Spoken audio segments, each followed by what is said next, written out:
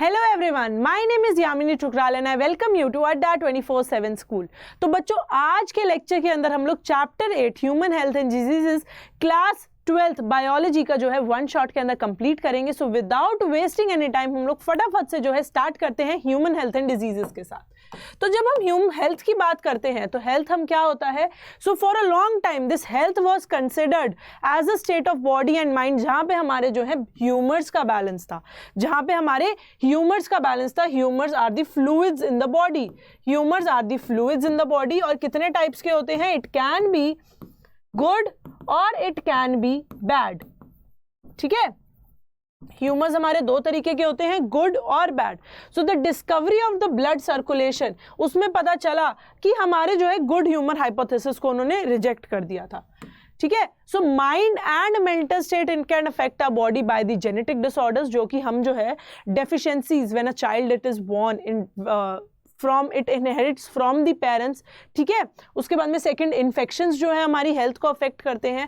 Third, हमारे जो lifestyle which is including food and water, rest, exercises, सारी की सारी चीजें जो है कॉन्स्टिट्यूट करके भी हमारी हेल्थ बनती है। Health it does not simply means the absence of a disease और फिजिकल फिटनेस। सिर्फ अगर हम लोग फिजिकली फिट हैं या हमारे पे कोई डिजीज नहीं है, it doesn't means we are healthy. It is a complete physical, mental and social well-being. So when the people they are healthy, they are more efficient at work. तो अगर वो काम के लिए ज़्यादा efficient होंगे तो economic prosperity ज़्यादा होगी। तो इसलिए it is important कि all the people should be healthy in order to have economic prosperity. उसमें mortality भी हमारी कम हो जाती है।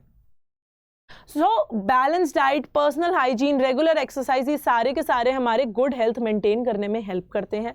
योगा जो इतने सालों से चलती आ रही है, it is also important for maintaining the good health. Also the awareness about the diseases, their effects, then vaccination, then proper disposal of the waste, control of vectors, maintenance of the hygienic food and water resources, they are necessary for achieving a good health.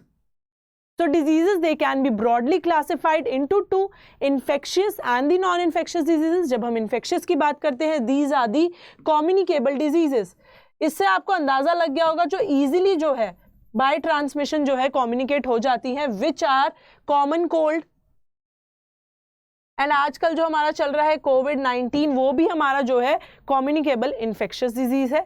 So every one of us suffers from these some time और the other. घर में एक भी इंसान को cold होता है तो हम क्या बोलते हैं कि अब तो सबको कोल्ड होगा, क्योंकि by sharing of utensils, aerosol, droplets, इन सबसे जो है ये ट्रांसमिट हो जाते हैं। ये कम्युनिकेबल डिजीजेस जो कि हमारे इन्फेक्शियस डिजीजेज होते हैं, ईजिली ट्रांसमिट हो जाते हैं। वहीं दूसरी तरफ हमारे आते हैं नॉन इन्फेक्शियस डिजीजेस, जो कि ईजिली कम्युनिकेबल नहीं होते हैं। For example cancer. ठीक है, और उसके अलावा ड्रग और अल्कोहल अब्यूज भी जो है they can affect our health adversely. So a wide range of organisms which belong to bacteria, virus, fungi, protozoan, helminth, they causes disease in the man, and such disease causing organisms they are known as the pathogens. So pathogens या तो host की body के अंदर रहते हैं या फिर host की बॉडी के बाहर रहते हैं। ठीक है, so they cause harm to the host by living in और outside the body. So the pathogens they can enter our body by various means, multiply करते हैं, interfere करते हैं हमारे जीनोम के साथ और हमें morphological और functional damage देते हैं. So they have to adapt to a life within the environment in the host. जैसे कि अगर पैथोजन हमारी स्टमक के अंदर एंटर कर रहा है तो उसको क्या होता है, उसको हमारे स्टमक के pH के साथ जो है एडजस्ट करना पड़ता है, हमारे स्टमक के pH के साथ जो है एडजस्ट करना पड़ता है. ठीक है, लो pH को एडजस्ट करना पड़ेगा, डाइजेस्टिव एंजाइम्स के साथ उसे एडजस्ट करना पड़ेगा. तो होस्ट के साथ जो है हमेशा पैथोजन को एडजस्टिंग नेचर दिखाना पड़ता है. नेक्स्ट हमारा फर्स्ट डिजीज आता है टाइफॉइड. तो it is caused by which salmonella typhi. It is a bacterium. कहाँ एंटर करते हैं? स्मॉल इंटेस्टाइन में through contaminated food and water और दूसरे ऑर्गन्स में माइग्रेट करते हैं. इसके सिम्टम्स क्या है? Sustained high fever, weakness, stomach pain, constipation, headache, loss of appetite, ये सारे के सारे हैं. एंड इंटेस्टिनल परफोरेशन और डेथ जो है it can occur in severe cases. It is confirmed by Widal test. और इस टाइफॉइड के पीछे एक स्टोरी थी टाइफॉइड मेरी की. Who was Mary Mallon? She was a cook by profession. She was a carrier of for typhoid. और जब वो खाना कितने सालों तक तो खाना बना बना के देती रही और लोगों को टाइफॉइड से इन्फेक्ट करती रही. ठीक है, तो the next question disease is pneumonia. It is caused by Haemophilus influenza और Streptococcus pneumonia. इसमें क्या होता है, ये इन्फेक्ट करते हैं सीधा जाके एल्वियोलाई को. Alveoli it gets filled with the fluid और सिवियर प्रॉब्लम्स हो जाती है रेस्पिरेशन में. देन सिम्टम्स क्या होते हैं, fever, chills, cold, cough and headache. और सिवियर केसेस के अंदर जो हमारे लिप्स और फिंगर नेल्स हैं वो ग्रे से ब्लूइश हो जाते हैं. So a healthy person acquires the infection by inhaling the droplets और the aerosols which are released by the infected person और by sharing glasses, utensils with the infected person. और bacterial diseases के example है dysentery, plague, diphtheria. Next हमारा आता है viral disease which is the rhino virus which is the most common virus which causes the disease common cold. हर कोई encounter करता है इस कॉमन कोल्ड को ड्यूरिंग द वेदर चेंज, है ना. हर कोई इस कॉमन कोल्ड को एक्वायर करता है during the weather change. So they affect the nose and the respiratory tract but वो लंग्स को अफेक्ट नहीं करती है. So it is characterised by nasal congestion, discharge, उसके बाद में सोर थ्रोट, होर्सनेस, कफ, हेडेक, जो कि यूजुअली 3 to 7 डेज के लिए लास्ट करता है. So the droplets which result from the cough or the sneezes, they are either inhaled directly और या फिर contaminated objects such as pens, books, cups, doorknobs, computer keyboards और mouse, इन सब से जो है infection cause होता है in a healthy person. Next हमारा आता है malaria which is the most important disease and it is caused by a protozoan which is Plasmodium. इसकी डिफरेंट स्पीशीज कॉज करती है जैसे कि Plasmodium vivax, Plasmodium malaria, Plasmodium falciparum. They are responsible for different types of malaria. इसमें से malignant malaria जो है it is caused by Plasmodium falciparum और ये बहुत ज़्यादा सीरियस और फेटल होता है. प्लाज्मोडियम कैसे साइकिल उसकी काम करती है, Plasmodium basically it enters in the human cycle. In the humans, in the sporozoid stage by an infected Anopheles mosquito. सीधा लिवर में अफेक्ट करेगा. लिवर से वो बर्स्ट आउट करके शाइजोन्स की फॉर्म में जाता है एरिथ्रोसाइट्स या फिर आरबीसीज को इन्फेक्ट करने. वहाँ पे क्या करता है, एसेक्सुअली मल्टीप्लाई करता है, ट्रोफोजॉइड बनता है, देन शाइजोन बनता है, देन मीरोजॉइड्स की फॉर्म में वो जो है बर्स्ट आउट होता है. उसके बाद में गैमेटोसिटिक स्टेज के अंदर जो है एक नॉर्मल एनोफिलस मॉस्किटो उसको सक करती है. वो गैमेटोफिटिक स्टेज जो होती है, मेल और फीमेल गैमेट्स, वहाँ पे जो है मॉस्किटो की गट के अंदर उसका जो है सेक्सुअल साइकिल होती है. मेल और फीमेल गैमेट फ्यूज करते हैं, क्या बनाते हैं, oocyst बनाते हैं, फिर स्पोरोजॉइड बनाते हैं और देन फिर अगेन वो इन्फेक्टेड एनोफिलस मॉस्किटो एक नॉर्मल हेल्दी पर्सन को बाइट करके इन्फेक्शन बढ़ा देती है. So Plasmodium enters the human body as sporozoids through the bite of an infected female Anopheles mosquito.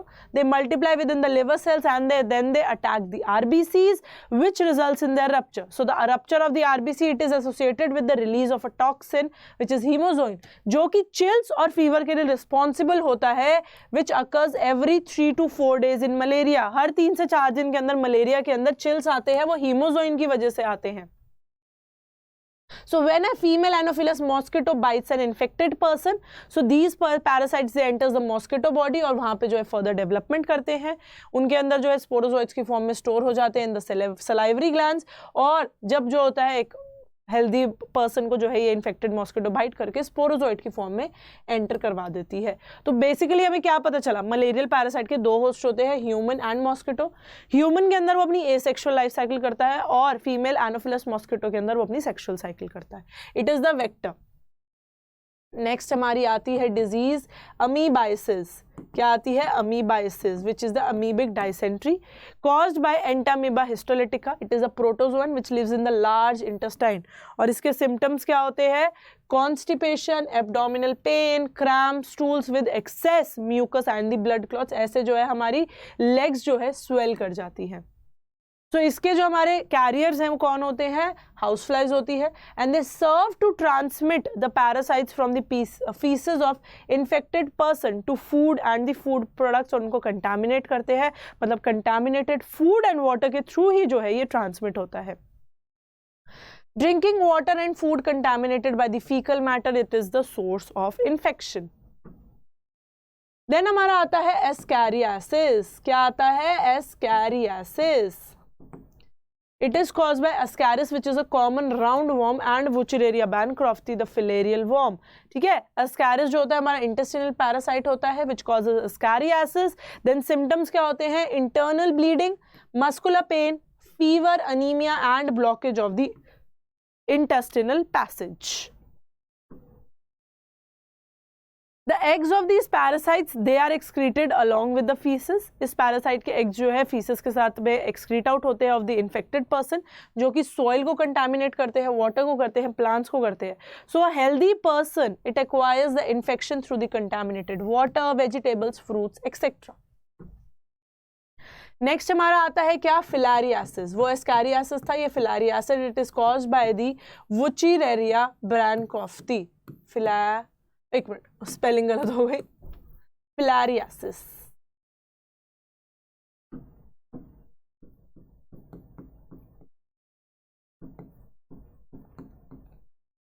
ठीक है. So it is caused by Wuchereria bancrofti and Wuchereria malayi, जो कि inflammation of the organ कर सकते हैं and they can live for many years, usually in the lymphatic vessels of the lower limbs, and the disease is known as elephantiasis और filariasis. So genital organs they are also affected, resulting in gross deformities.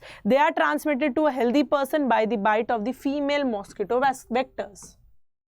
Next हमारा आता है ringworm infection. तो many fungi belonging to the genera Microsporum, Trichophyton and Epidermophyton they are responsible for ringworms which is one of the most common infections. ऐसे जो है हमारे पास red इची patches आ जाते हैं रिंगवॉर्म इन्फेक्शन में. So appearance of dry scaly lesions on various parts of the body such as skin, nails and the scalp. These are the main symptoms.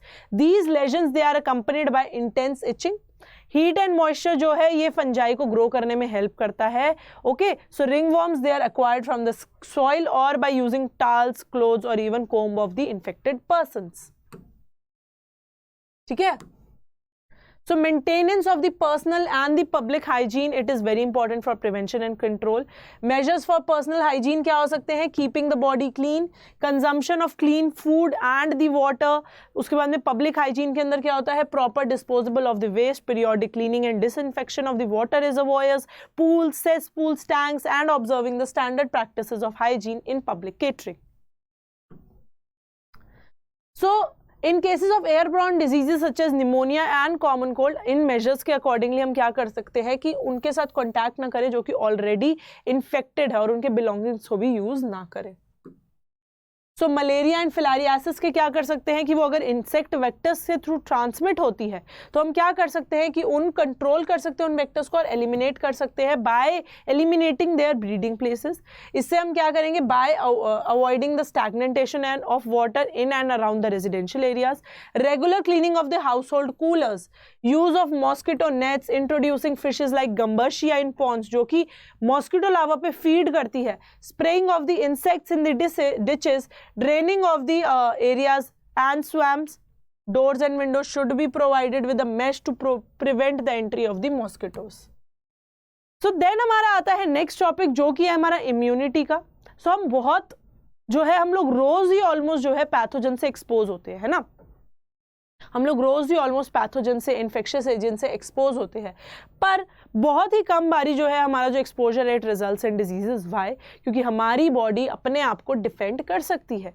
हमारी body अपने आप को डिफेंड कर सकती है by most of these foreign agents. So the overall ability of the host to fight the disease causing organism it is refers to as immunity. दो type की होती है, इनेट एंड एक्वायर्ड.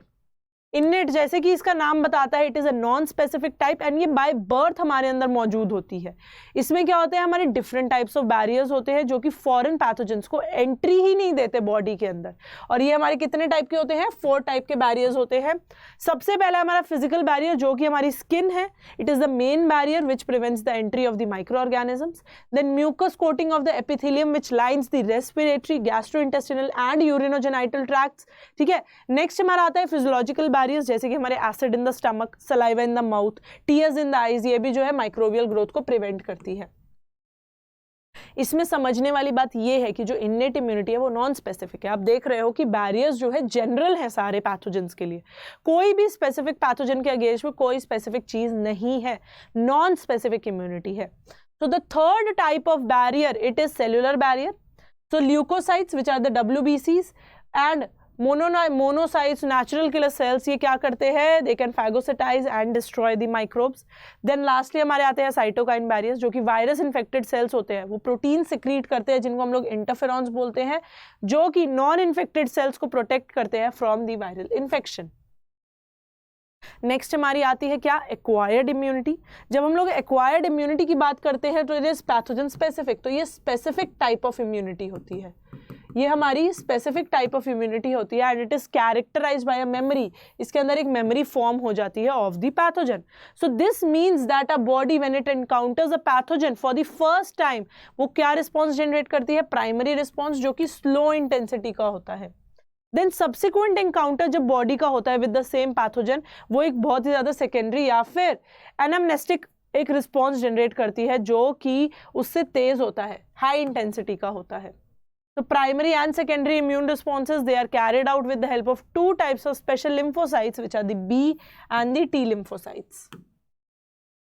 So जो B lymphocytes होते हैं basically they are responsible for producing proteins in response to the pathogens in our blood to fight against them, and these proteins they are known as the antibodies.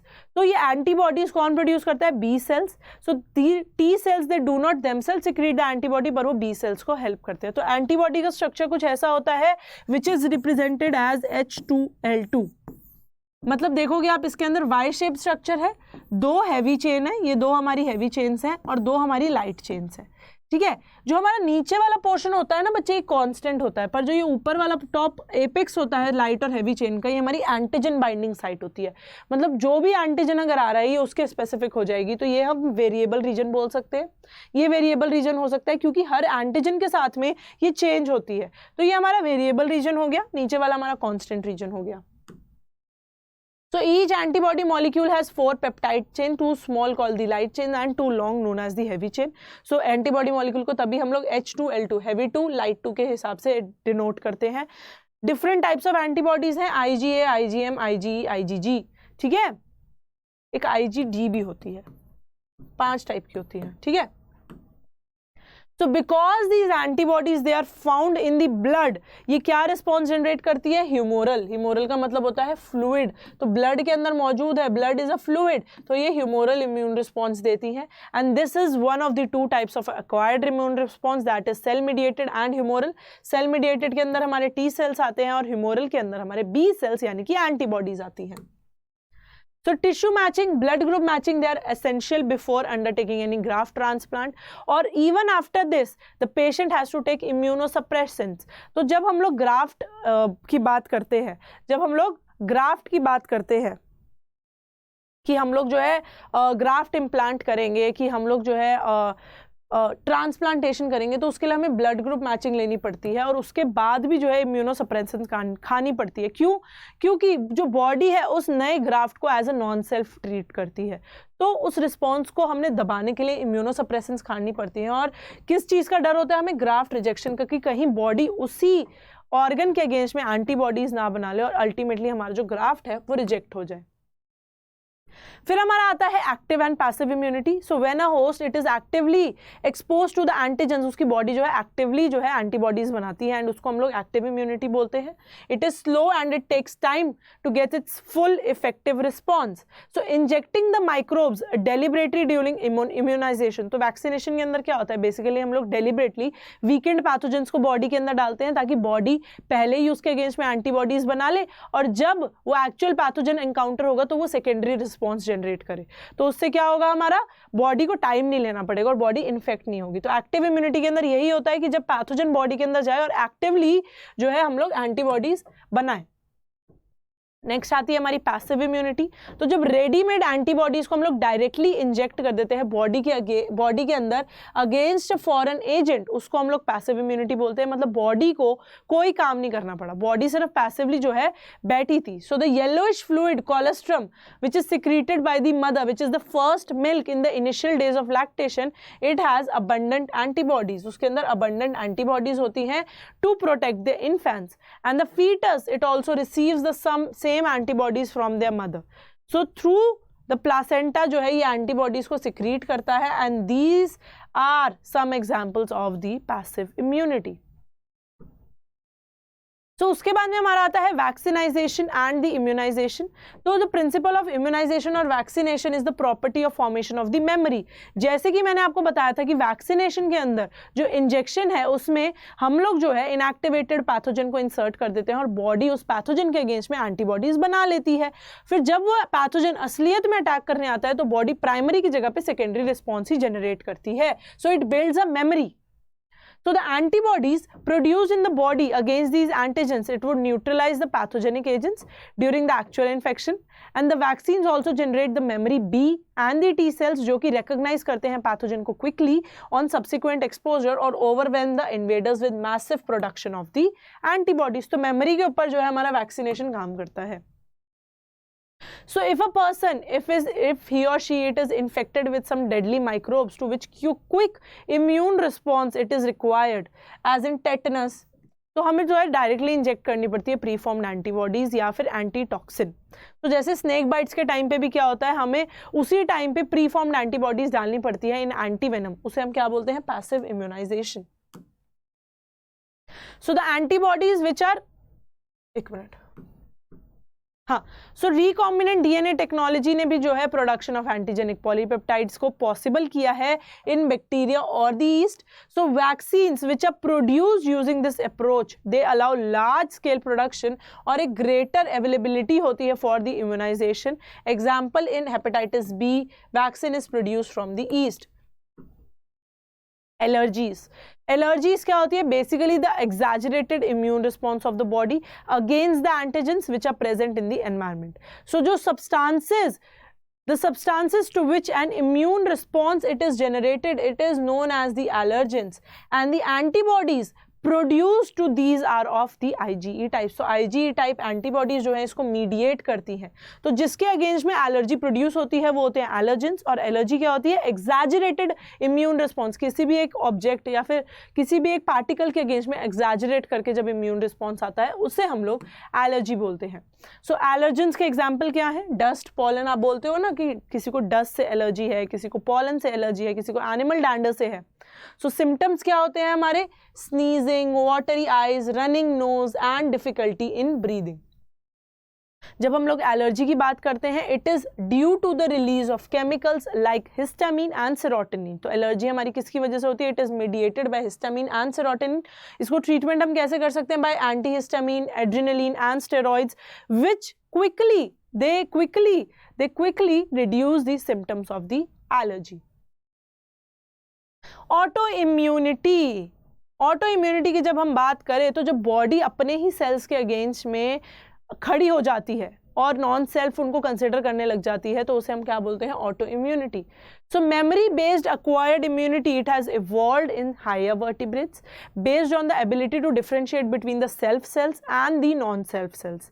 ठीक है, so one, the higher vertebrates they can distinguish foreign molecules as well as the foreign organism. Most of the experimental immunology deals with this aspect। Two, sometimes due to genetic and other unknown reason, जो body है अपने ही sales पे attack करती है, उसकी वजह से डैमेज होता है बॉडी को और उसे हम क्या बोलते हैं, ऑटो इम्यून डिजीज बोलते हैं। उसे हम लोग क्या बोलते हैं, ऑटो इम्यून डिजीज बोलते हैं। So rheumatoid arthritis which affects the many people in the society, it is also an autoimmune disease. जब बॉडी अपने ही सेल्स के अगेंस्ट में जो है काम करना शुरू कर दे, उनके अगेंस्ट में रिस्पॉन्सेज जनरेट करे, तो उसे हम लोग ऑटो इम्यून डिजीजेस बोलते हैं। और इसका क्लासिकल एग्जाम्पल क्या है, इसका क्लासिकल एग्जाम्पल क्या था हमारा, रूमेटॉइड आर्थराइटिस। नेक्स्ट हमारा आता है इम्यून सिस्टम। अब बॉडी ने फाइट करना है अगर एंटीजेंस के अगेंस्ट में, उसका एक इम्यून सिस्टम होना चाहिए। So it consist of lymphoid organs, tissues, cells, soluble molecules and antibodies. ठीक है, so the immune system it also plays an important role in allergic reaction, auto immune diseases, organ transplantation. जब हम lymphoid organs की बात करते हैं, so these are the organs जहां पे ओरिजिन, मैच्योरेशन या फिर प्रोलिफरेशन होता है ऑफ द लिम्फोसाइट्स। सो जो प्राइमरी लिम्फॉइड ऑर्गन्स होते हैं वो होते हैं हमारे बोन मैरो और थाइमस, जहाँ पे इमेच्योर लिम्फोसाइट्स जो हैं वो डिफरेंशिएट होते हैं इनटू एंटीजन सेंसिटिव। और जो सेकेंडरी लिम्फॉइड ऑर्गन्स होते हैं ना बच्चे, उसमें क्या होता है, वहाँ पे लिम्फोसाइट्स का इंटरेक्शन होता है विद द एंटीजन और वो प्रोलिफरेट करके क्या बनते हैं, इफेक्टर सेल्स बनते हैं। तो प्राइमरी लिम्फॉइड ऑर्गन्स हमारे कौन कौन से होते हैं, बोन मैरो, थाइमस और हाँ, बोन मैरो एंड थाइमस। तो जो बी लिम्फोसाइट्स होते हैं, B lymphocytes plus T lymphocytes, they are made in bone marrow, but T lymphocytes they get migrated, the T lymphocytes they get migrated to thymus for further maturation। तो हम ये बोल सकते हैं कि B for B lymphocyte, B for bone marrow, T for T lymphocyte, T for thymus. तो इनका primary lymphoid organ यही है जहां पे ये लोग बनते हैं, पर इनिशियली B और T लिम्फोसाइट एक ही जगह पे बनते हैं जो कि हमारा बोन मैरो, पर T लिम्फोसाइट्स माइग्रेट कर जाते हैं for further growth in thymus. Bone marrow हमारा मेन जो होता है लिम्फोइड ऑर्गन होता है जहां पे सारे के सारे blood cells including the lymphocytes they are produce. जो थाइमस है it is a lobed organ which is located near the heart and beneath the breast bone. So the thymus it is quite large at the time of the birth but it keeps reducing in size with the age and by the time of puberty. इसलिए आप ये देख सकते हो कि thymus जो हमें immunity provide करता है वो ओल्ड एज पीपल के अंदर छोटा होता है, तभी उनके अंदर इम्यून जो होता है फंक्शन कम होता है ना। तो जो स्प्लीन होता है हमारा लार्ज बीन शेप ऑर्गन होता है, उसके अंदर बहुत सारे लिम्फोसाइट्स होते हैं, फैगोसाइट्स होते हैं। It is a large reservoir of erythrocytes. Next हमारे आते हैं लिम्फ नोड्स। आप देख सकते हो कि डिफरेंट पैचेस में जो है हमारे नोड्स प्रेजेंट है जहां पे जो एंटीजेंस हैं जो माइक्रो ऑर्गेनिजम्स है उनको ट्रैप करके उनको बाहर निकाल दिया जाता है। So the antigens trapped in the lymph nodes they are responsible for the activation of lymphocytes which are present and they cause the immune response.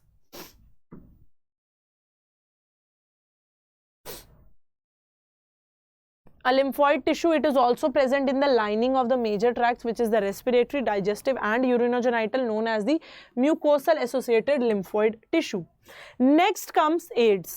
AIDS का मतलब क्या होता है? Acquired immunodeficiency syndrome। जैसे कि इसका नाम बता रहा है, it mainly affects the immune system of an organism. It means the deficiency of the immune system which is acquired during the lifetime, and syndrome means a group of symptoms.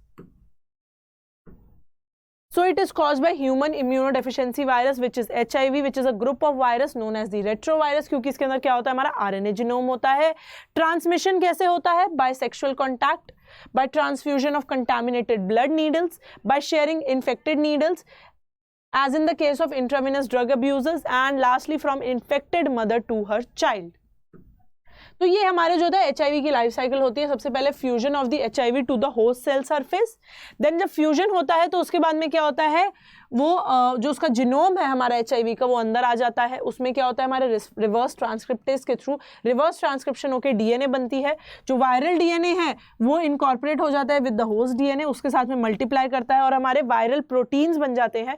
New viral RNA it is use as a genomic RNA, जिसके नए proteins बनेंगे, और new virus matures by protease which releases HIV proteins. तो ये जो है incorporate कर लेता है ह्यूमन जीनोम के साथ अपने आप को और वीकन कर देता है immune system. So basically HIV हमारे T हेल्पर सेल्स को अफेक्ट करता है, जो कि बेसिकली हमारे एंटीबॉडीज बनाने में मदद करते हैं। तो अगर वो T हेल्पर सेल्स को अटैक कर रहा है मतलब बॉडी की एंटीबॉडी बना नहीं पाएगी, बॉडी हमारी एंटीबॉडी बना नहीं पाएगी, ठीक है। So due to decrease in the helper T lymphocytes, the person starts suffering from the infections, जो कि normal भी होते हैं, mycobacterium, virus, fungi and even parasites like toxoplasm. So the patient becomes immunodeficient, so he or she is not able to protect himself or herself against the diseases. So diagnostic test हमारा कौन सा use होता है? Enzyme linked immunosorbent assay which is ELISA. Then treatment of AIDS किससे होता है? By the antiretroviral drugs. So they can only prolong the life of the patient but cannot prevent death. Prevention यही हो सकता है कि कॉन्शियस बिहेवियर पैटर्न्स, और हम क्या कर सकते हैं कि ट्रांसफ्यूजन को हम लोग ढंग से देख सकते हैं, पुअर मॉनिटरिंग नहीं होनी चाहिए, मेकिंग ब्लड सेफ हो सकता है ना, और डिस्पोजेबल सीरिंजेस और जो है हम लोग क्लीन सीरिंजेस और नीडल्स यूज़ कर सकते हैं, distribution of condom, safe sex and regular checkups for HIV, ठीक है। नेक्स्ट हमारी आती है एक डेडली डिजीज जो कि है cancer, which is one of the most dreaded diseases, major cause of death all over the globe. तो सेल ग्रोथ एंड डिफरेंशिएशन क्या होता है हमारा, highly controlled and regulated manner होता है। तो in cancer cells there are breakdown of these regulatory mechanisms, तो cancer cell के अंदर ब्रेकडाउन हो जाता है of these mechanisms. Normal cells they show a property of contact inhibition. जब हम नॉर्मल सेल्स की बात करते हैं वो लोग कॉन्टैक्ट इनहिबिशन शो करते हैं, जिसके अंदर जो सेल्स है they inhibit their uncontrolled growth. So cancer cells के अंदर ये कॉन्टैक्ट इनहिबिशन की प्रॉपर्टी नहीं होती है और वो कंटिन्यू करते रहते हैं अपनी ग्रोथ और मासेस ऑफ सेल्स बना देते हैं, जिनको क्या बोलते हैं, ट्यूमर्स। दो टाइप के होते हैं, benign and malignant. Benign tumour एक ही जगह पे कन्फाइंड रहते हैं, वो पूरी बॉडी में नहीं फैलते हैं, तो उसका ट्रीटमेंट यही होता है, उस ऑर्गन को हम लोग रिमूव कर देते हैं।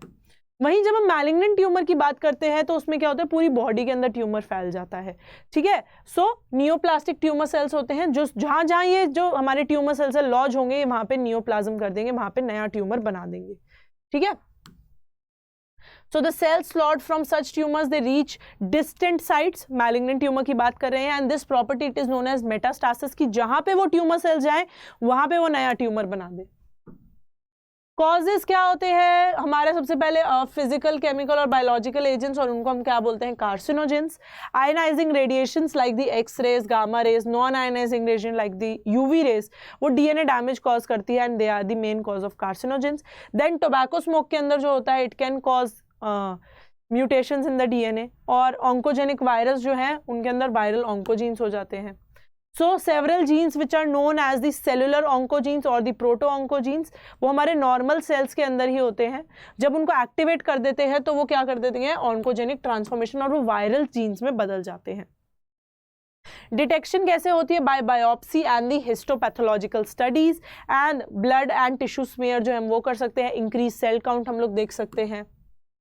बायोप्सी के अंदर जो है एक सस्पेक्टेड जो हमारा टिश्यू है उसको कट करके उसको जो है हम व्यू करते हैं under the microscope.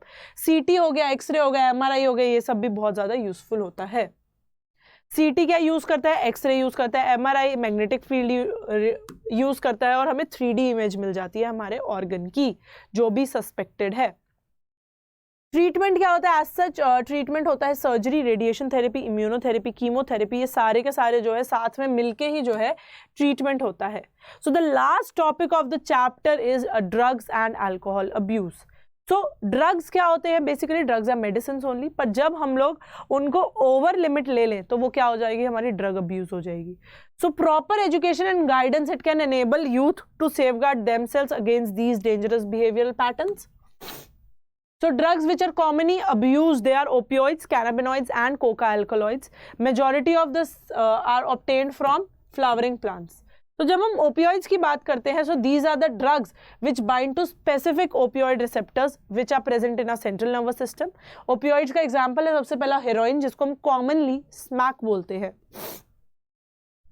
It is a white odorless bitter crystalline compound। कहाँ से मिलता है हमें, acetylation of morphine which is extracted from the Poppy plant पेपेवर somniferum. Snorting से ले सकते हैं, इंजेक्शन से ले सकते हैं। It is a depressant and it slows down the body function. तो ओपियोइड्स में फर्स्ट है हमारा हीरोइन, जिसको हम कॉमनली स्मैक बोलते हैं। कहाँ से मिलता है हमें, पेपेवर सोमनीफेरम। नेक्स्ट हमारा आता है कैनाबिनॉइड्स, जो कि group of chemicals that interact with cannabinoid receptors which are present in the brain. Natural they are obtained from the inflorescence of the plant Cannabis sativa। ये जो हम जो मोस्ट कॉमनली देखते हैं, इसका ये वाला स्ट्रक्चर है जो आपके एग्जाम में ये पूछा जाता है सीधा सीधा, ये स्ट्रक्चर किसका है। तो कहाँ से मिलता है, कैनबिस सटाइवा। इसके एग्जाम्पल्स क्या क्या है, मैरिजुआना, हाशिश, चरस एंड गांजा, ठीक है। They are taken by inhalation and injection and they affect the cardiovascular system of the body. Coca alkaloid या फिर जो कोकेन होता है, it is obtain from the coca plant Erythroxylum coca which is native to South America. किससे interfere करता है, to the transmission of the neurotransmitter. It is usually snorted and it is a potent stimulating action on the central nervous system. Euphoria और increased energy हमारी coca alkaloid से ही आती है। So excessive dosage of cocaine it can results in hallucinations, मतलब वो चीज़ें हम लोग देखने लग जाते हैं जो हमें दिखती ही नहीं है। हम वो चीज़ें इमेजिन करके अपने सामने देखने लग जाते हैं जो असली में रियलिटी में है ही नहीं। So other well known plants with hallucinogenic properties are Atropa, belladonna, Datura, ठीक है। Then drugs like the barbiturates, amphetamines, benzodiazepines, they are normally used as medicines to help patients to cope up with the mental illness. तो आप देख सकते हो कि ये drugs जो है बुरे नहीं होते when prescribed in a certain quantity. जब हम इनको ओवर क्वांटिटी ओवर यूज करते हैं तो हम इनका अब्यूज करते हैं, इन ड्रग्स का हम लोग अब्यूज करते हैं, which can lead to hallucinations, depressants या फिर स्टिमुलेशन कर लेता है. सो जो हमारे ये है, जो हमारे ड्रग्स है, they are use for mental illness treatment like depression, insomnia, and they are abused, they are used in the excessive quantities, तभी जो है इसमें प्रॉब्लम आती है. मॉर्फिन भी जो है हमारा इफेक्टिव सेडेटिव है, पेन किलर है, जो कि सर्जरी के बाद में दिया जाता है पेशेंट्स को. Then several plants, fruits and seeds having this hallucinogenic properties, they have been used in the folk medicines for hundreds of years ago. So when they are taken for the purpose other than the medicinal use, जो इनकी amount होती है, जो इनका frequency होता है, वो एक इंसान की physical, physiological या फिर psychological functions को disturb करेगा ही. So smoking, it also paves the way to the drugs. So tobacco, it is smoked, chewed or used as a snuff. Tobacco के अंदर क्या होता है? It contains large number of chemical substances including nicotine and alkaloid. Nicotine क्या करता है? Adrenal gland को stimulate करता है to secrete the adrenaline and noradrenaline, जो कि blood pressure increase करते हैं और ultimately heart rate increase करते हैं. So smoking, it is associated with increased incidence of cancers. जैसे कि आप इसके अंदर देख सकते हो, ये हमारा सिगरेट का जो होता है बॉक्स है और उसमें भी ये लिखा हुआ है टोबैको कॉजेस कैंसर. इसको पढ़ने के बाद भी जो है स्टैट्यूटरी वार्निंग के साथ भी हम लोग इसे कंज्यूम कर रहे हैं, तो हम लोगों से ज़्यादा एडिक्टेड कोई नहीं है. So smoking increases the carbon monoxide in the blood और ऑक्सीजन की कॉन्सेंट्रेशन को कम कर देता है, जिसकी वजह से ऑक्सीजन डेफिशिएंसी हो जाती है. नेक्स्ट हमारा आता है adolescence and the drug abuse. Adolescence कैसे जो है ड्रग अब्यूज से रिलेटेड है. Adolescence basically it is a period and a process जब जो चाइल्ड है it becomes mature in terms of his और her attitudes, beliefs, effective perception. So the period between the 12 to 18 years, उसको हम लोग adolescence बोलते हैं. So adolescence it is basically a bridge which links the childhood and the adulthood. So drugs करने के लिए जो हमारे एडोलेसेंट्स होते हैं वो क्यों इतने ज़्यादा मतलब एक्साइटेड हो जाते हैं? सबसे पहला क्यूरियोसिटी होता है. सबसे पहली चीज़ यही होती है कि क्यूरियोसिटी होती है उनको, ठीक है. देन एक्सपेरिमेंटेशन होता है, पर जब लास्ट में जब ये आदत बन जाती है तो it is a source of escaping the facing problem. Face नहीं करना चाहते प्रॉब्लम्स को, उनको एस्केप करने के लिए यही चीज़ लेते हैं. Stress from pressures in academics, in examination, it has played a significant role in persuading the youngsters to try alcohol and drugs. So the perception among the youth that is it is a cool thing. हमेशा हम लोग यही सोचते हैं ना, जो youth होता है वो सोचता है कि स्मोक करना इज़ वेरी कूल, ड्रग्स लेना इज़ वेरी कूल, पर ये कूल नहीं होता है. ये बाद में पता चलता है कि कितना कम मतलब कितना बेकार चीज़ होती है. So television, movies, newspapers, the internet, they also help in promoting this perception. So other factors that are associated with drug and the alcohol abuse, they are unstable and unsupportive family. मतलब अपनी problems को face करने से डरते हैं, अपनी problems को face करने से डरते हैं कि ये चीज़ अगर होगी उसको हम एस्केप कर जाते हैं, हम थोड़ी देर के लिए ड्रग्स लेके अपनी दूसरी दुनिया में चले जाए, जो कि बहुत ही गलत है. छोटी छोटी प्रॉब्लम्स को इतना बड़ा कर देते हैं, एग्जैजरेट कर देते हैं. So then comes addiction and dependence. Addiction क्या होता है? It is a psychological attachment. जैसे कि जो टेम्परेरी इफेक्ट्स होते हैं उसके साथ हम लोग जो है साइकोलॉजिकली अटैच हो जाते हैं और हम देखते ही देखते जो है डिपेंड हो जाते हैं, क्योंकि अगर हम उस चीज़ को छोड़ेंगे तो फिर क्या होगा, हमारे विड्रॉल सिम्टम्स आने शुरू हो जाएंगे. So thus the addictive potential of drugs and alcohol pull the user into a vicious circle. क्यों? क्योंकि अगर हम रिपीटेड यूज़ कर रहे हैं ना ड्रग्स का, जो हमारे रिसेप्टर्स का टॉलरेंस लेवल है वो बढ़ता जाएगा, बॉडी ज़्यादा डिमांड करने लगी, तो क्या होगा, वो विशियस सर्कल बन जाएगा कि उसके अंदर हमने ड्रग्स लिए नहीं तो हम तो गए, हम यही सोचते हैं ना हम तो मर गए, वो होता है. So dependence, it is the tendency of the body to manifest characteristics which are unpleasant withdrawal symptoms. With the regular use of drugs, alcohol, it is abruptly discontinued. So क्या क्या होता है इस withdrawal symptom के अंदर? Anxiety, shakiness, nausea, sweating. ठीक है? So withdrawal symptoms, they can be severe, even life threatening. Effects क्या होते हैं हमारे? इफेक्ट्स होते हैं इमीडिएट जो होते हैं हमारे in the form of reckless behaviour, vandalism, violence. Excessive doses जो बाद के हैं जो हमारे कोमा और डेथ कॉज करेंगे, क्योंकि उसमें क्या होता है, हमारा रेस्पिरेटरी फेलियर हो जाता है, हार्ट फेलियर हो जाता है और सेरिब्रल हैमरेज हो जाता है। आजकल तो स्पोर्ट्स पर्सन भी जो है वो ड्रग्स लेना शुरू कर देते हैं। क्यों? क्योंकि उनको जो है क्या करना होता है, उनको अपने स्पोर्ट्स में परफॉर्मेंस एनहांस करनी होती है ना, उनको एनहांस करनी होती है, तो वो क्या करते हैं, कोकेन लेना स्टार्ट कर देते हैं, विच एनहांसेस द परफॉर्मेंस, वो स्टिमुलेट कर देता है। So a combination of the drugs with their intake along with the alcohol, it results in the overdosing. Drugs और अल्कोहल जो है बहुत ही फेटल कॉम्बिनेशन है। सो मोस्ट कॉमन वार्निंग जो वार्निंग हमें मिलते हैं क्या होते हैं, हमें कैसे पता चलेगा कि इफ ही और she is taking a drug. School के अंदर क्या होगा, सबसे पहले drop in academic performance, then unexplained absence from the school और the college, lack of interest in personal hygiene, withdrawal हो जाता है, आइसोलेशन करना शुरू कर देते हैं, डिप्रेस हो जाते हैं, अग्रेसिव और रिबेलियस बिहेवियर हो जाता है, deteriorating relationship with the family and the friends, loss of interest in the hobbies, change in sleeping patterns, fluctuation in weight, appetite etcetera. So अगर उस अब्यूजर को पैसे भी नहीं मिलते ना, ड्रग अब्यूजर को ड्रग्स करने के, तो ही और she might start stealing, they might start stealing, इतने ज्यादा वो एडिक्ट हो जाते हैं। ठीक है, so those who takes drug intravenously are much more likely to get acquired by AIDS और हेपेटाइटिस बी, क्योंकि वही एक इंट्रावीनस इंजेक्शन सबके सब ले रहे होते हैं, है ना, तो वो जो है फैल जाता है। The virus which are responsible for these disease they are transferred from one person to the another by the sharing of the infected needles.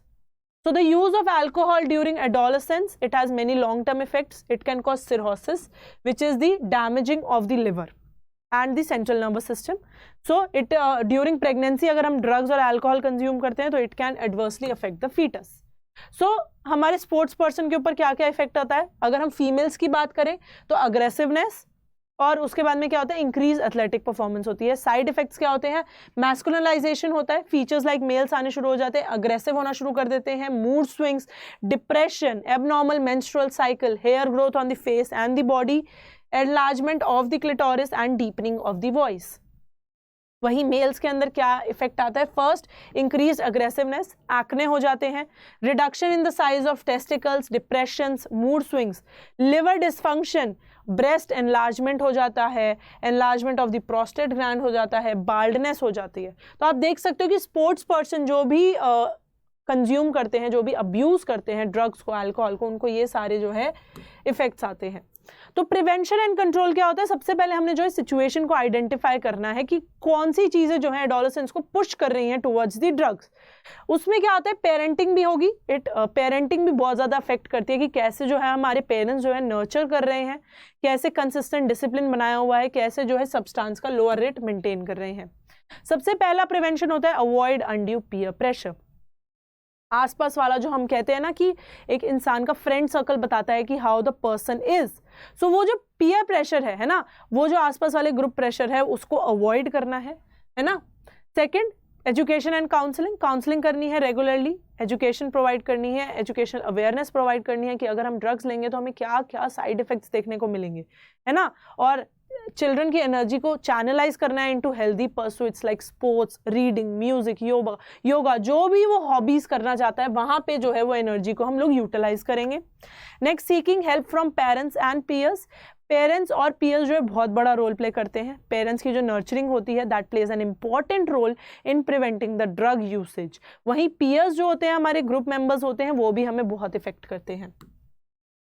Looking for danger science, parents को हमेशा जो है अलर्ट रहना पड़ता है कि अगर एक बच्चे की परफॉर्मेंस डिप कर रही है तो वो क्यों कर रही है, या फिर कोई और चीज़ें, अगर उनको कोई और चीज़ें दिख रही हैं, उसके बिहेवियर में चेंज दिख रहा है, तो हमें वो डेंजर साइंस देखने हैं और उसके अगेंस्ट में एप्रोप्रिएट मेजर्स लेने हैं। सो बच्चों, ये था हमारा one short chapter of human health and diseases. अगर आपको मेरी वीडियो पसंद आई है तो लाइक करना है, शेयर करना है, सब्सक्राइब करना है अड्डा 24/7 स्कूल के चैनल को। इस चैप्टर के अंदर जो भी सब टॉपिक्स मैंने वन शॉट के अंदर कराए हैं, आप उसको ब्रीफली और डिस्क्रिप्टिव वे में देख सकते हैं इन माय प्लेलिस्ट। वो मेरी सारी की सारी वीडियोस डली हुई हैं। Thank you for watching this video. मिलते हैं नेक्स्ट लेक्चर के अंदर, तब तक के लिए बाय बाय।